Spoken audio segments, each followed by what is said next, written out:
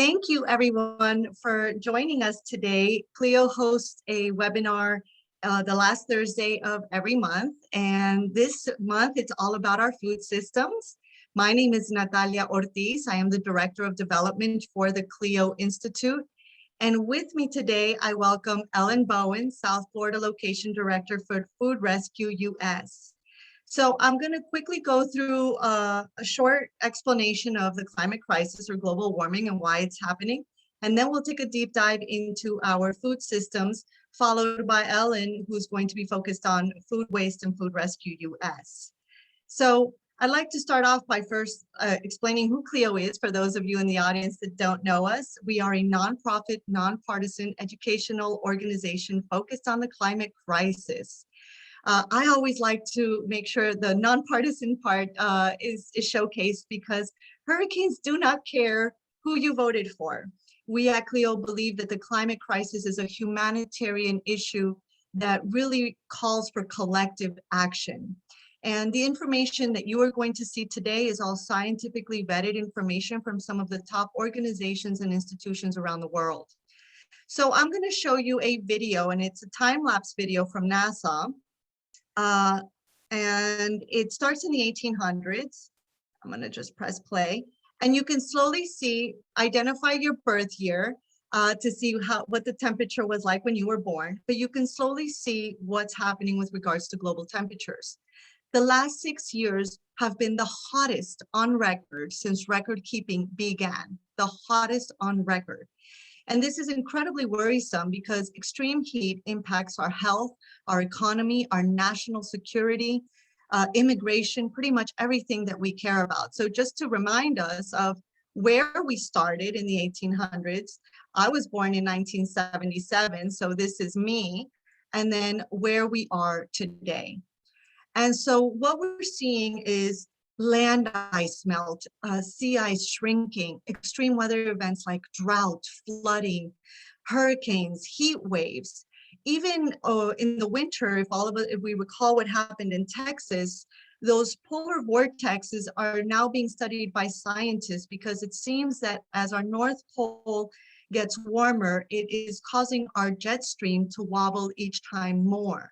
So why is this happening? Basically, there's too much greenhouse gas buildup in the atmosphere. Greenhouse gases love heat. They want to trap it.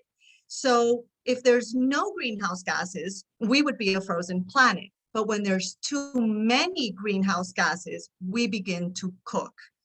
And think about it like a blanket. The thicker the blanket, the warmer you get, right? So our atmosphere, the blanket of greenhouse gases is getting so thick that it's basically cooking our planet. And for the purpose of this presentation, we're going to focus on two, carbon dioxide and methane. Now, this chart, when I first saw it, it really took me back because it really shows what's happening. And some of you in the audience may have heard, oh, you know, I'm not worried about climate change because the climate's always changing and we're in a cycle. So this chart kind of explains to you visually what a natural cycle looks like. If you go back 800,000 years, the parts per million of carbon dioxide never passed that red dotted line of 300 parts per million. Look at where we are today. This is what has scientists so incredibly alarmed. And if we continue business as usual, these parts per million will continue to rise. The important thing to note is that the solutions exist to lower our greenhouse gases. They exist. So it's a matter of implementing them and implementing them with urgency to really, pivot from where we currently are. So we know where our sources of emissions are coming from. Carbon dioxide, the primary greenhouse gas, it's mainly transportation, electricity, industry, which of course our food systems falls into these categories, as we'll see throughout the presentation. The next one is methane. Now there's more carbon dioxide than methane in our atmosphere, but methane packs a much stronger punch. It's actually 84 times more potent than carbon dioxide in its first 20 years. 28% of our methane comes from enteric fermentation, which is basically ruminants like the cow. And the other 28% comes from the fossil fuel industry. And one thing to point out is natural gas. And I say that in quotation marks because The fossil fuel industry was quite genius to name it natural gas. Natural gives it a sense of almost being healthy, but the reality is that natural gas is methane. It's primarily methane. So when you think of natural gas, really think about it as methane gas. Now, from a global greenhouse gas sources perspective, food, agriculture, and land use accounts for 24% of those heat trapping gases. So this is a big issue, but at the same time, it's also a huge opportunity because as you'll see throughout the presentation, our food, agriculture, and land use can also be a solution towards reducing our greenhouse gases. So first and foremost, we have to address our relationship to food, because unfortunately for most of us, we don't think about where it comes from or where it ends up. We really only have our connection to food at the grocery store when we buy it, and then at home when we eat it or at a restaurant. But we really have to understand where it comes from and where it ends up once we leave it on our plate. And so our goal in this presentation is to really look at the different parts of our food systems, starting with our farmers. And no better place to start than with our Amazon forest. And these are two pictures taken from the Amazon, our land use. The majority of these forest fires in the Amazon come from the cattle industry, from ranchers. Why? Because of our demand for meat. So when environmentalists suggest meatless Mondays, they're really not kidding. Really, our demand is causing this deforestation. So by simply reducing our demand for cattle and meat, we can actually make, the land use can benefit and our forests can grow back.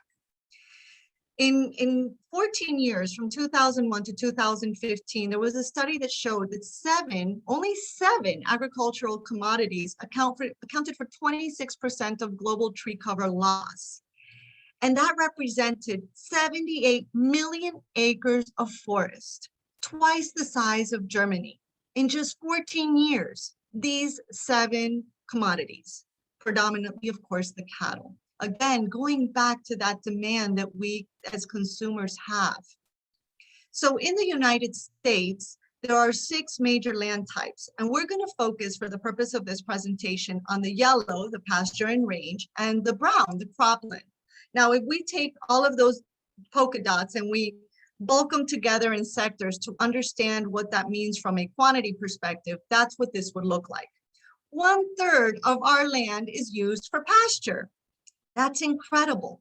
And if we look at our cropland, look at how little of the land we actually use that is food for us to eat.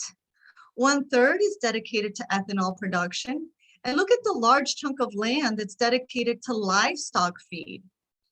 And we do have to, again, in the United States, think about what our demand is, because the largest and single occupant on this land is, again, the cow. Between the pasture and cropland used to produce the feed, 41% of our land revolves around livestock. And with regards to our farmers, most farmers do practice monoculture, which is basically planting one crop in a giant field, which is actually proven to not be the best way to grow our food. Polyculture is when you have more than one crop on the same land, and then permaculture, which is a type of regenerative agriculture, is really the best way to move forward. It's the closest thing we have to nature, where we have edible fruits and vegetables combined with flowers and weeds, and it's really the best for our pollinators as well. And with regards to our plants, actually too much carbon dioxide is not good. Our plants are absorbing so much carbon dioxide that there are now studies that are looking into how it's impacting our protein, iron, and zinc. These are staple foods in the majority of places around the world, and that's the way they get their protein. So there's going to be a huge issue with malnutrition if our plants continue to absorb that so much carbon dioxide. But soil is very different. Soil is actually a huge solution to mitigating the climate crisis because soil absorbs carbon. It's a carbon sequester. And the the nutrients in our soil is actually what provides the nutrients in our plants. So there isn't any way better to describe the opportunity we have with soil and regenerative agriculture than through this amazing video that I found that I would like to share with you today.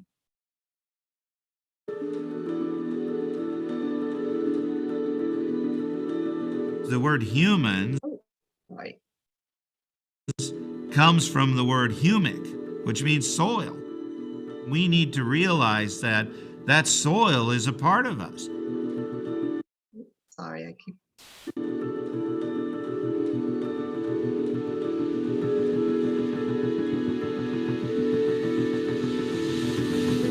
The current production, it's not working, it's not sustainable.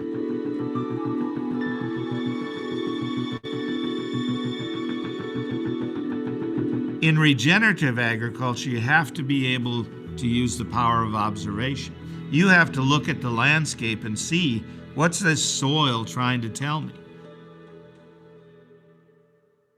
What are the chances of a kid who grew up in town, not from a farm or ranch, going out, starting to farm, be put through 4 years of natural disasters, hail and drought, and then being able to come back from that and educate myself, how do soils really function? I went no-till. I started adding all these different cover crops, and I saw a real change in the health of our soil.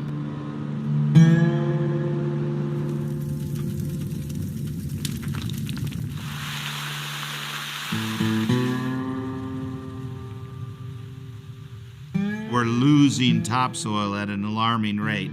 We can mitigate that by using the 5 principles.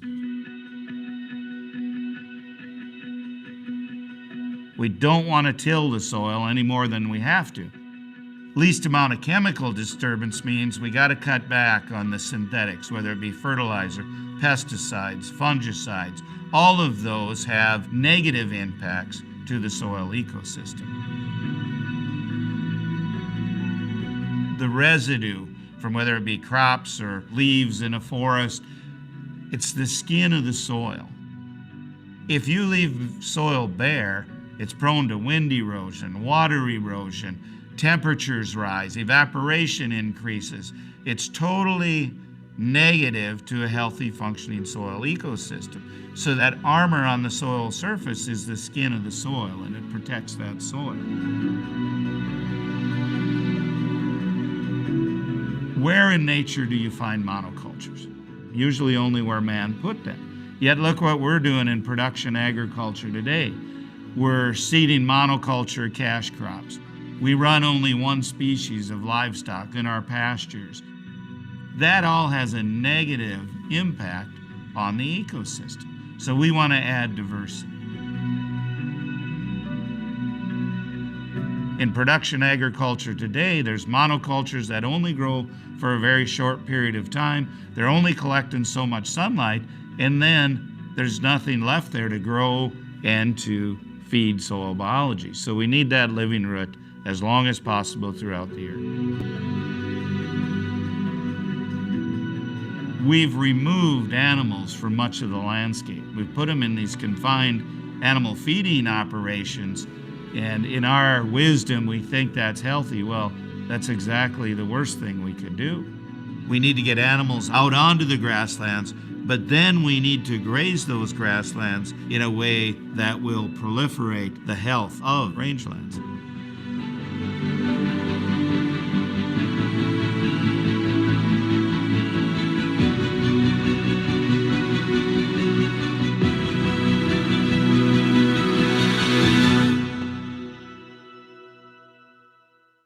Regenerative agriculture has become my life. I've seen the difference it's made to my family and myself. I've seen the difference it's made to thousands of producers all over the world. Not only are they better off financially, but society is better off because they've improved the health of the grasslands, improved the health of the cropland, improved the health of the whole ecosystem. So it's extremely important. So there's something called the Brix Meter, which is actually quite interesting because it's a machine that can tell us the nutrients of the fruits and vegetables that we eat. So even if that strawberry is organic, it doesn't necessarily mean that it has more nutrients. Really, where the nutrients comes from is in the soil.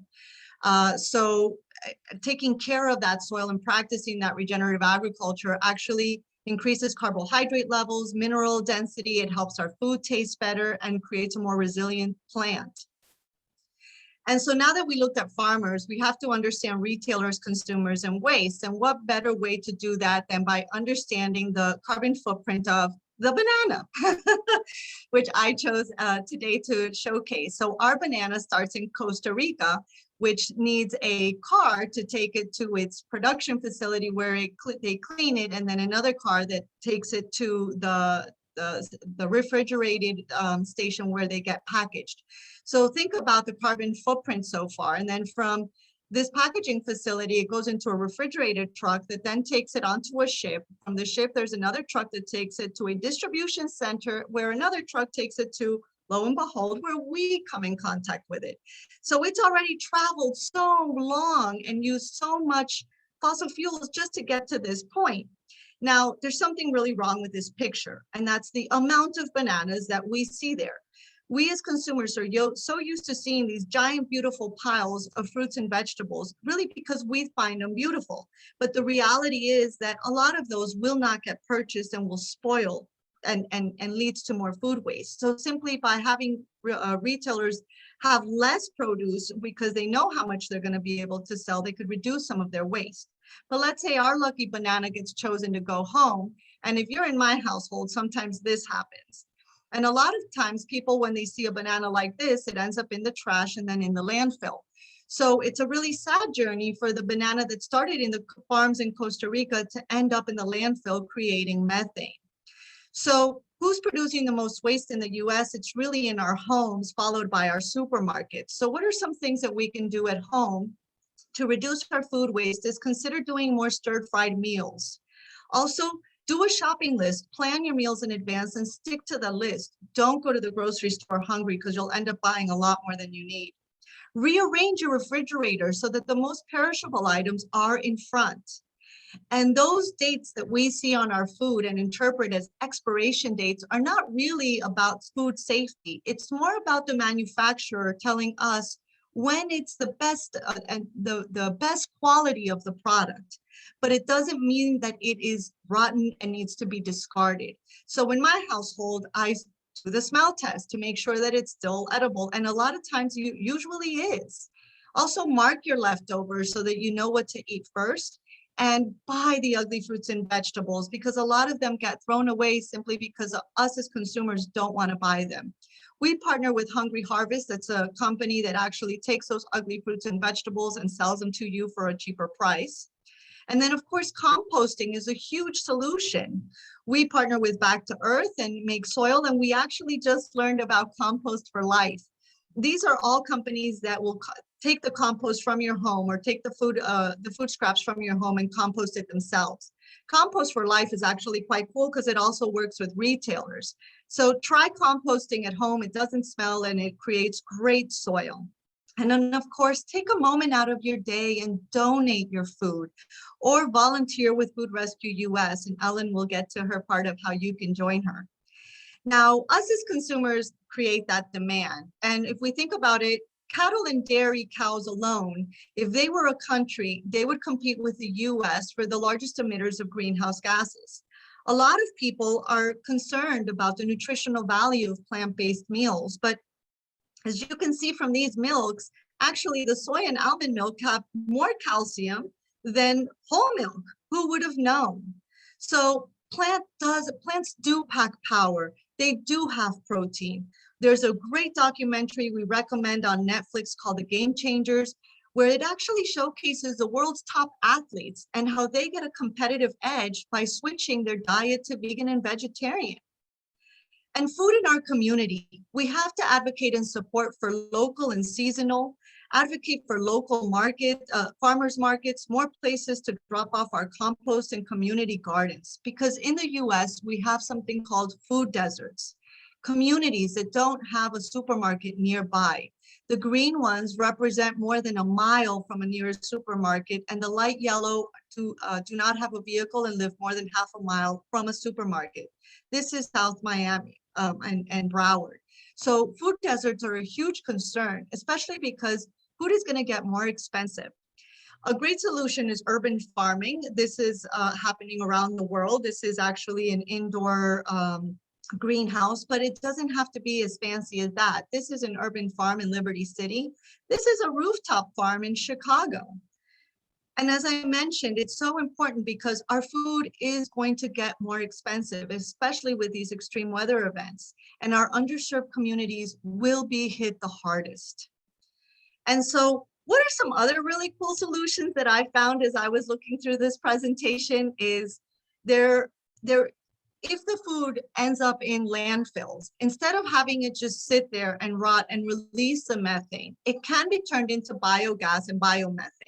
Livestock waste, crops, food waste can all be turned to biogas and biomethane. And actually, this is a biogas facility in Walt Disney World. The other one is marine permaculture, ocean farming of kelp and seaweed. Kelp and seaweed is actually a great way to reduce carbon dioxide, and it provides an incredible habitat for our marine life. Now, this chart that I show here is really just so that you understand that there are organizations and companies at every level of the game, from optimizing the harvest all the way to recycling anything that remains, that's trying to reduce the waste and make our food systems more efficient. We are not alone in this. We aren't looking at this presentation thinking, well, how am I going to fix this? There are organizations and companies supporting this, but we as consumers do create that demand. So we do have to be part of this movement to reduce our global warming and live with nature, not impose ourselves on her. Because there is a framework to draw down. It's reducing our sources from electricity, food, agriculture, and land use, industry, transport, and buildings, to supporting our sinks and improving society. And before I hand that over to Ellen, I just want to invite you to know that in July, we are doing our Climate and Food Policy Certificate course. You can register. I'll be dropping the links in the chat. Follow us so that you can learn more about all of the different programs that we have and the webinars that are coming up. And we are looking for sponsors for our certificate course if you're interested. So I am going to stop sharing and hand it over to Ellen. Thank you. Hi, everyone. My name is Ellen Bowen, and I am the South Florida Site Director for Food Rescue US, which is actually a national nonprofit whose mission is to really limit the amount of waste that goes into our landfills. And at the same time, we obviously have a hunger crisis in addition to a climate crisis. So we work really, really hard to make sure that that food, which is usable and fresh and healthy, goes to the people who need it most. So I'm going to start off. I'm going to also share my screen, but I just wanted to mention that Natalia and I met a few years ago. She was doing a climate presentation at the Sacred Space, and I had been invited to speak a little bit about food rescue. I had just started doing food rescue in the Miami area.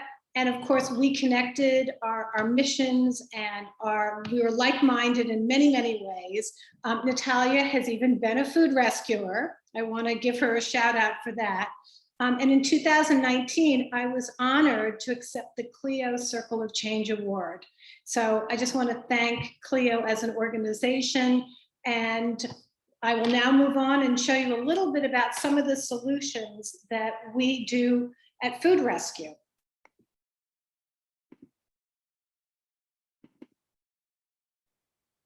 Okay, so this is Food Rescue US, and our motto is to fill plates and not landfills.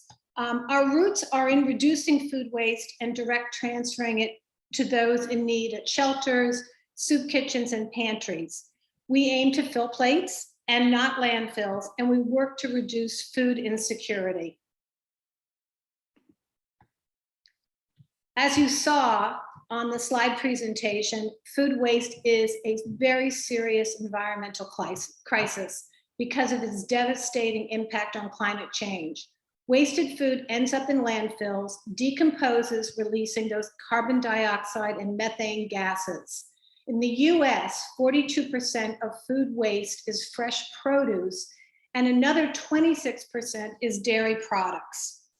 Decomposing food contributes more harmful methane gases than auto emissions do. So think of that when you're sitting in traffic on 95, that food waste is contributing more. 70% of all food waste is just produce and dairy. And Americans generate more food waste than any other country. I love this chart. According to Project Drawdown, which is probably the primary data research resource for climate issues, they rank the top 10 solutions to actually reverse global warming. And I want you to look at where reduced food waste is. It's number 3.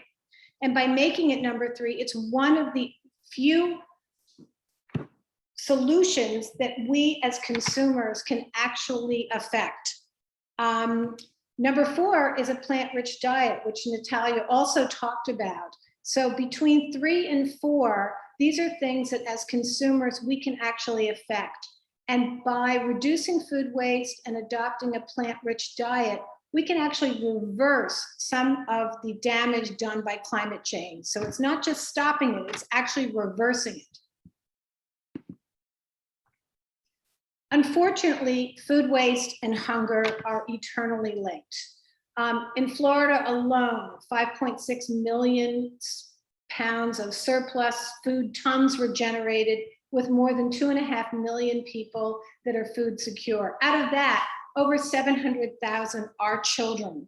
And it really makes no sense. We have wasted food, we have hunger. There needs to be a way to connect those two. Florida actually ranks up pretty high with surplus food. And this chart, pie chart, shows you the actual breakdown in 2019. Alone, prepared foods and produce really make up almost 70% of what is the food that goes to waste. You can also see dry goods, dairy, frozen, ready to drink, fresh meat, breads, and bakery. But we're really seriously having surplus in both produce and prepared foods. So now I get to talk about Food Rescue US Miami. We actually started only about 3 years ago. It was February 2018. We partnered with FIU Chaplain School of Hospitality and their students to actually rescue the food at the South Beach Wine and Food Festival. After every event, teams of student volunteers would descend on the tents and actually rescue unused burgers, pasta, fried chicken, rolls, vegetables, condiments, and all the fixings. We just finished the South Beach Wine and Food Festival this past weekend. And again, teams of students were there with refrigerated trucks, rescuing all the excess food. We rescue today at every major hotel, restaurant, Hard Rock Stadium. We really collect food that normally would go to waste. And this is usable, fresh, unused, unsold food. We direct transfer it to a number of social service partners, Miami Rescue Mission up in Broward at the Outreach Center, Partnership for the Homeless, Camilla's House, Chapman Partnership, Lotus House, and a number of church and faith-based organizations. This is an important slide because I find when I'm speaking to potential donors that this is something, oops, let me go back, sorry. The Bill Emerson Good Samaritan Food Donation Act was enacted in 1996. And it basically allows for any food donated in good faith to be free of liability to the donor. I find in many of my conversations with donors, especially restaurants and hotels, they're worried about the liability if someone got sick, from their donating food. Just to be clear, we do not rescue food that has not been handled in good faith.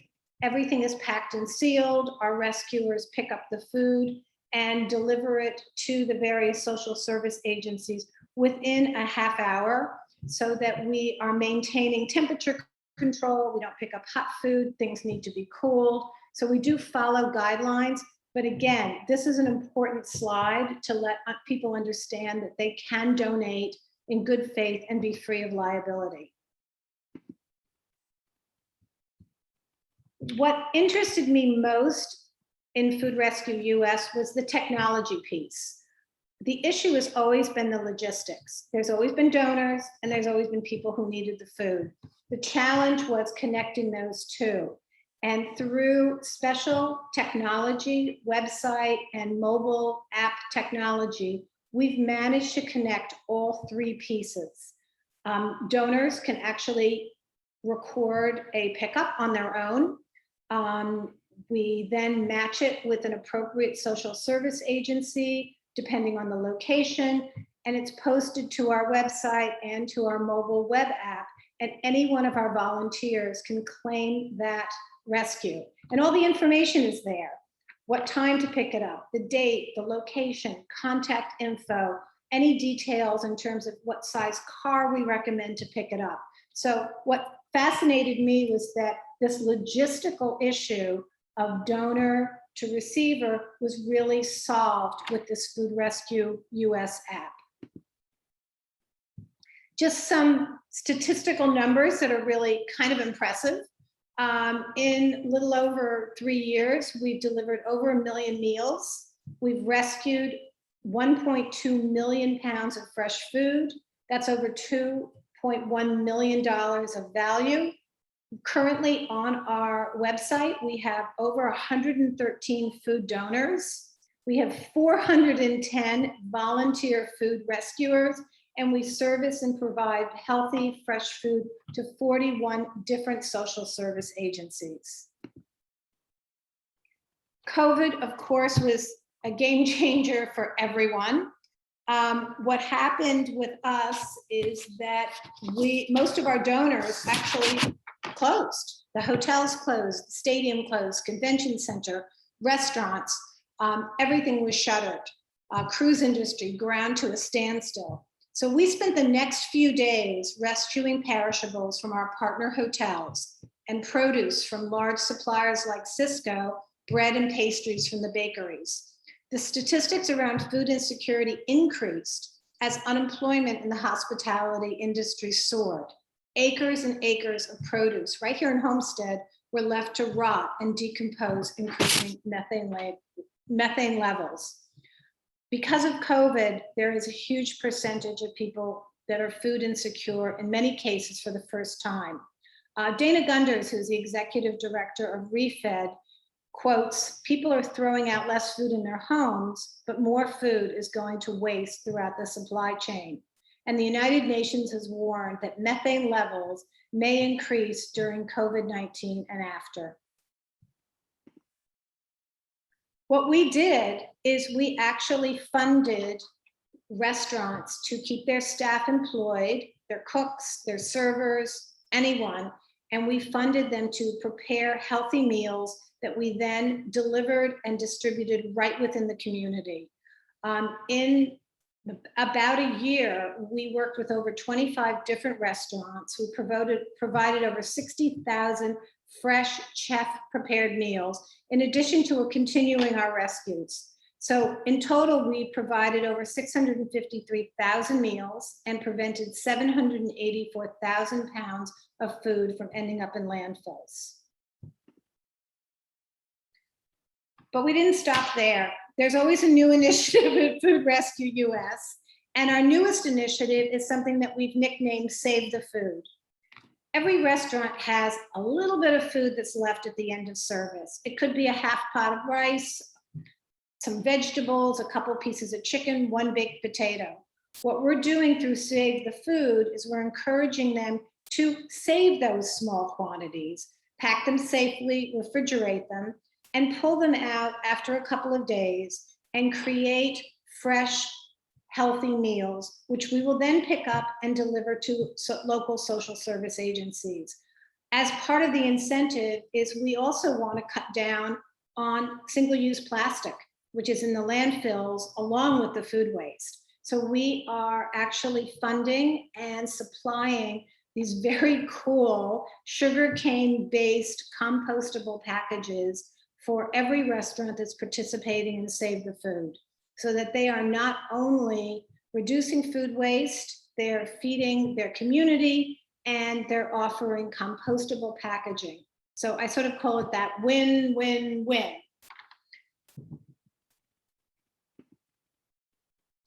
So how can you help? Which I think our mayor used to entice all of the tech people from California to come to Miami. How can you help? Well, you can be part of the solution. You can obviously make a financial donation, which helps us continue to fund these various initiatives and our packaging program, or you can sign up and join us as a food rescuer. It's very easy. You just have to go on our website, which is www.foodrescue.us, or right above that, and sign up as a volunteer rescuer. All of our open rescues are posted on the website and also on mobile. So you can sign up and join us for meal distribution, for Save the Food distribution, or for one of our rescues.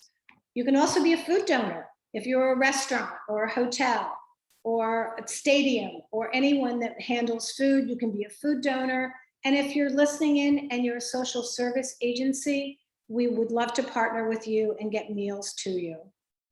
So that is a little bit about Food Rescue US and a little bit about how you can help solve some of these climate issues.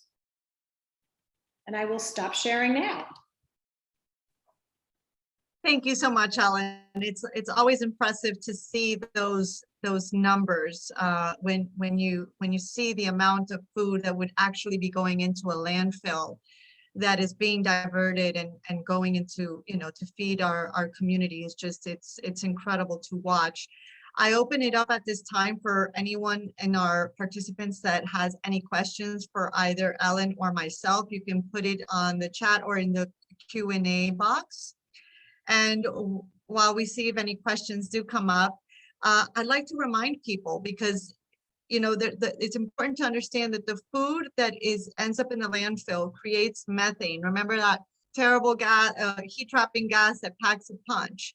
So by diverting this food and having it go into into the community to feed people that really need it, you're doing a win-win, as Ellen said, because you're reducing the methane that would otherwise be produced in the landfill, and at the same time, you're helping your community, which is an incredibly important step.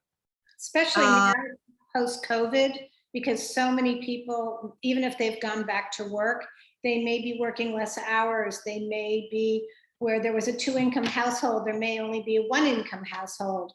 It's very important that we continue to provide food. Hunger didn't go away because COVID is going away. So we continue to work to direct transfer food that would end up in the landfill and instead get it on people's plates. Yeah, agreed. And we have a question from Mark Odinez. Hi, Mark. He's a teacher for our CLEO Resilient Schools CLIP program, and he asks, what can a high school student do to help? So Ellen, I'll let you take that one first. We have a bunch of high school students that are doing their volunteer hours as volunteers. A perfect example is today, we had 2 high school students that were part of our Save the Food program. They picked up chef prepared meals from Cafe La Trova and Dolce Provisions in Little Havana. They picked them up at 4 o'clock today, and they delivered them door to door to the seniors at the Holy Comforter senior residence, also in Little Havana. So those are the kinds of programs that we encourage students to join us. Because we do everything on our website or an app, everything's recorded, so they can get documentation if they need it for their school. Excellent. Yes. And also to remind people in our audience, if you are students, we are also hosting our Climate Action Lab this summer program in July.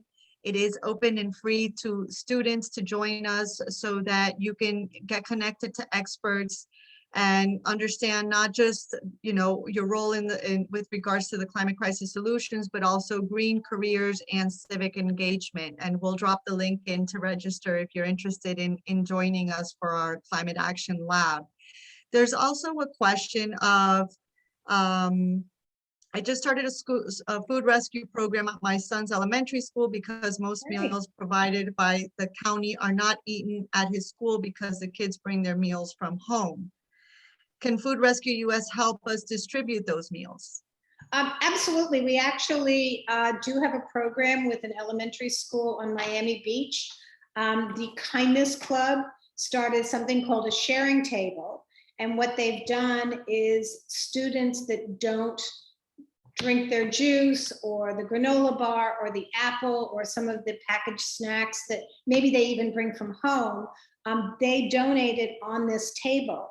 And a couple times a week, one of our volunteers, happens to be a teacher at the school, will pick up that bin, and then we do take it over to Lotus House, where they have about 200 children living with their moms. So I would just say reach out to me and we can sort of work on that. I love the idea of a sharing table, and I just think it's important. Yeah. Start them young, get them doing this young. It's very true. I've been trying to buy food without plastic packaging and it's very hard. How can we encourage retailers to reduce packaging? So that's an excellent question. Ellen and I have actually been working on an initiative with Commissioner Higgins on Coralway that was called the Greener Coralway Initiative regarding that. Really, the best thing that you can do as a consumer whenever you go and eat is when you ask for those leftovers, call the manager. I've done this numerous times and you'd be surprised. They listen, and a couple of restaurants that I usually go to have changed their packaging, and ask the manager, explain to them, listen, we don't want styrofoam. Styrofoam, actually, when you put hot meals inside of styrofoam, it releases carcinogenic chemical into your food.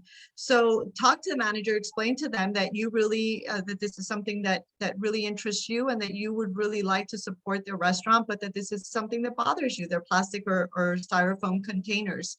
The more people voice their concern about this, the more managers will listen. I do have. So when you order takeout or you order from Uber Eats or DoorDash or the various delivery services, specifically ask that they not include the plastic flatware. If food's coming to your home, hopefully you have your own silverware. So I have found that many times when I've ordered, I think Uber Eats actually has the ability to check that you do not need flatware. But if you order from the other delivery services, please call the restaurant and ask that they not include it. And that just will keep some of that single-use plastic out of the landfills. Agreed, because plastic creates a double whammy. It actually comes from petroleum. So it's not just a pollution problem at the end of its life, which 91% of plastic is not recycled, but it actually comes from petroleum, which again is that fossil fuel that's creating those greenhouse trapping gases that's heating our planet. So it really is a double whammy, that plastic. And for us, for example, in Miami-Dade, I believe that the only plastic that's recycled is actually containers, bottled containers. So those plastic utensils or plastic boxes, they do not get recycled. So please avoid putting them in your recycling bin because they don't get recycled. And there's another question. Advocate at your market. You know, if you're at Costco, if you're at Target and you see lots of plastic, you know, speak to the manager. Right now, there's so many companies that have made non-plastic more cost-effective that it really comes down to, you know, the more you know and the more you share, the more educated everyone will be. And, you know, you can do it nicely, but definitely ask the manager to try and reduce the plastic. Definitely. I have another question from Victoria. I work in a furniture company here in Florida. How can non-food companies help? So definitely, Victoria, I know companies are always looking for team building activities. And I think it would be really cool if your company signed up to become food rescuers, and maybe do it as a team building initiative, a couple, once a month or a couple times a year. That's definitely a way to get involved. Also, hosting a climate presentation. What we do lunch and learns with a lot of our local businesses or across the state. They invite us on a regular Friday and we host lunch and learns, where the company can see, what's happening, how is it personal, and what are the solutions that companies can take. So with CLEO, we'd be happy to host a lunch and learn for your company. And with Food Rescue, you could definitely join them as a team building initiative and become food rescuers. There's other questions that we have coming in. Does Northeast Florida have a similar program? If no, how do we start one? That's to you, Ellen. I started, the Miami area a little over 3 years ago. We've expanded to Broward, and we're actually working our way down to Monroe County. There's a couple of other sites in Florida, Southeast Florida. There's nothing Northeast as of yet. A couple of people have expressed interest in starting, what we are is like chapters. What I would suggest is, if you want to contact me, and my email is ellen@foodrescue.us. I will direct you to the national headquarters, and they can share with you the opportunity and how you can start your own chapter.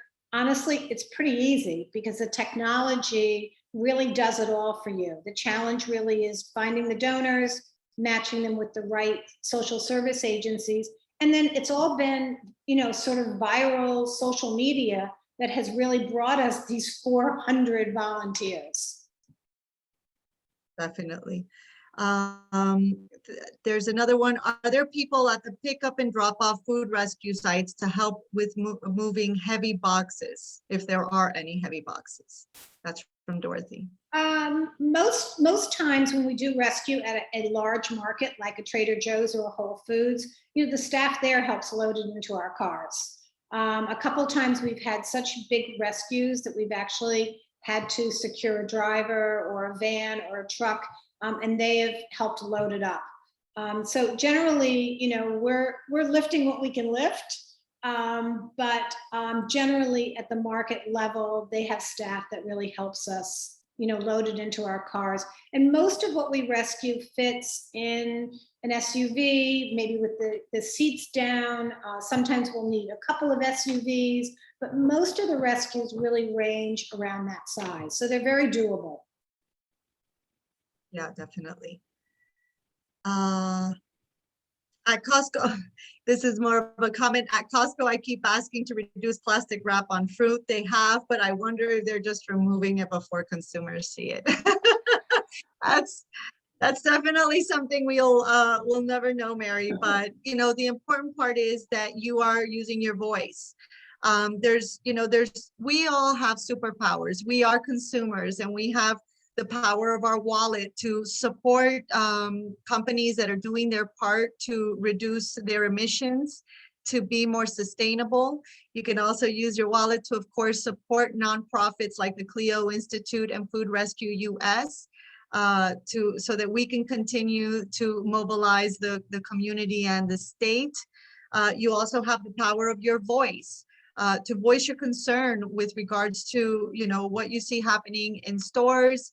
Educate the supermarkets. I am doing that with my local supermarket because they throw away so much food, and they're concerned when I've approached them about becoming a food donor that they're going to get sued. So that Good Samaritan law that Ellen talked about, you'd be surprised how many people actually have no idea that it even exists. Right. So use your voice to educate others. CLEO Institute also has the CLEO Speakers Network. If you're interested in feeling more comfortable about talking about the climate crisis, the impacts and the solutions, join us. We're open for registration for our summer cohort. We give you all of our slides. We pair you with a coach. It's a really simple program. It's about 3 or 4 days in total, a couple hours out of the week.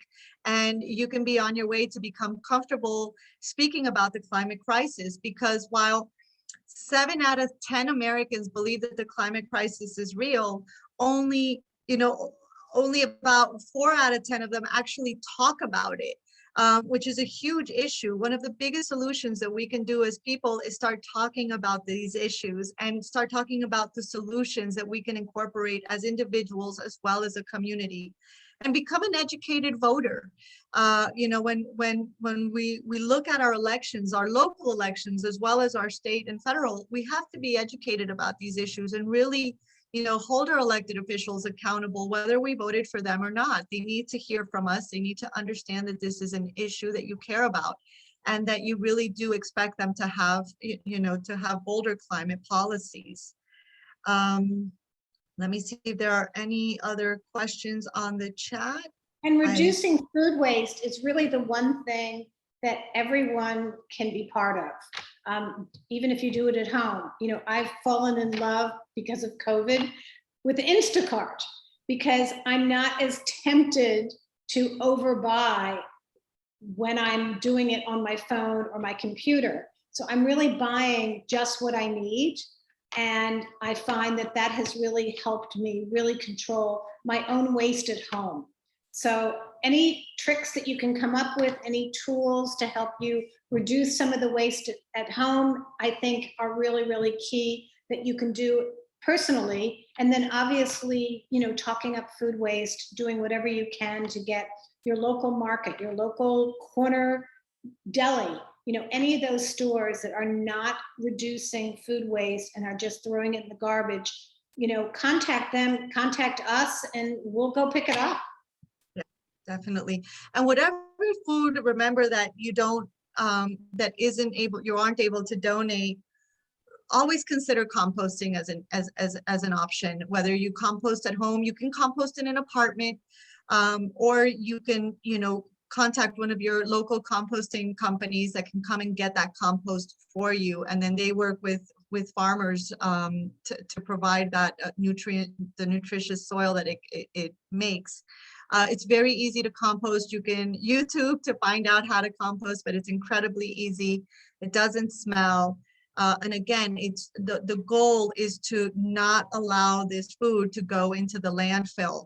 Remember that journey of the banana, you know, from it's incredible the environmental impact that this food has and the journey that it takes, all of it, so that it can end up in a landfill producing methane as it rots. It just simply does not make sense. And from a community perspective, seeing, you know, what we saw in COVID, just the amount of food insecurity that is out there, and it doesn't have to be this way. When I think of 40% of the food is thrown away in this country, it's absolutely mind-boggling, and it doesn't have to be that way. So these are really easy solutions that don't require any money. Quite the opposite, it actually saves you money when you reduce your waste at home. It's a very easy solution to get involved with. I have, what can we do to stop creating waste with Amazon deliveries and Amazon food deliveries for the packaging? I just started composting and it's great, odorless, and it makes us feel awesome. Yes, Amazon does have that issue with regards to the amount of packaging that it uses. I would definitely consider maybe taking the trip to the grocery store if you can. And then if you can't, you know, try and reduce the amount of deliveries that you have, so that it all comes in one. And then continue to contact that, you know, continue using your voice, contacting Amazon and letting them know that you're really upset about the packaging that they use, because there is a lot of waste that goes into the packaging for Amazon, unfortunately. And then, no, I think that's it with regards to our questions. We have about 4 more minutes in case anybody else has one last thing they would like to ask Ellen or myself. Any resources that you would like us to provide that you've seen throughout either one of our presentations? Natalia, I actually have a question, because I noticed you added Compost for Life to the slide presentation. Can you share what you found out about that organization? Because again, I'd heard of them, but I didn't really Yes, well versed on it. I knew they had you things and I actually, you could have at home, right? There's things you can have at home, right? yeah, you and I were actually talking about it. What a small world. And then I get an email from them and I'm like, oh my goodness, I was just talking about you with Ellen. So they're a company, it's a for-profit company, and they give you the buckets. They drop them off at your home, or if you have a restaurant, they drop it off at your restaurant. And then they pick it up every week and they switch it out. Remember, with restaurants, for example, when you have food that's going to go into the landfill, you have to pay a waste management to lug that food away. So you're having to pay for that anyway. So why not give it to pay with and give your food to composting? So Compost for Life is really interesting. Can you add their link into the chat? Yeah, Because I'm even thinking was some of just the high-rise condo buildings, wouldn't it be wonderful if the management of the building said, you know what, we're setting up a composting and all the residents, tenants can drop their things off, their compost, their scraps. It's scraps that get composted and then get it picked up. So that would be a great sort of movement to sort of embrace here in South Florida. 100%. We just dropped their link in the chat. Right. They're a great company and it really is incredibly simple to do. And it's just, again, one more way to mitigate that food from going into the landfill. And somebody asked if we're going to be sharing the presentation. It is being recorded. We are going to send you an email, if not tomorrow, on Monday, with a recording. So you will be able to watch this recording slowly. And you know, any questions that you have, please follow up with an email to CLEO or to Ellen, but we will be sharing this recording so that you can watch it on your own time. And every time you see these webinars and on your own time, you always learn things that are new. So yes, we will be sharing the recording with everyone today. Great idea. I don't have much of a yard anymore and would be interested in giving scraps away to composting. Yes, Dorothy. So you have the link for Compost for Life. There's also Back to Earth. So we definitely recommend you contact them so that you can start composting and be on your way and help create healthy soil. Miami Beach Botanical Garden and North Beach also have public composting locations where you can bring your own composting to be composted. Yes. Your own scraps to be composted. The city of Key Biscayne, I believe, is also doing that as well. They have a public composting site at one of the churches. So we are coming up on the 6:30 mark, and I want to be mindful of Ellen's time and everybody else's. I want to just thank you. Thank you for spending today with us. The fact that you took an hour out of your day to educate yourself on the climate, food systems, and food waste is huge. You know, that's one of the things you can do is just continue to learn and evolve on this issue, because there's always solutions out there. I leave you with that. There's solutions. This isn't a problem that we have to run and hide from. The solutions are available. They're ready. We just need to start doing them, incorporating them in our lives, incorporating them in our community, and become civically engaged. And with that, I leave you. Yes, I have it, but I understood. Oh, that's Elena. Okay. So thank you so much for your time. Have a wonderful rest of your day and join us again next month. Happy Memorial Day. Happy Memorial Day. Join us next month for our monthly webinar. It will be on climate policy and civic engagement. We'll be welcoming one of our policy managers from Tallahassee that will be talking to us about the importance of civic engagement and helping us understand how our policies work. Thank you so much. Have a wonderful rest of your day. Thank you. Bye-bye, everyone. Bye-bye.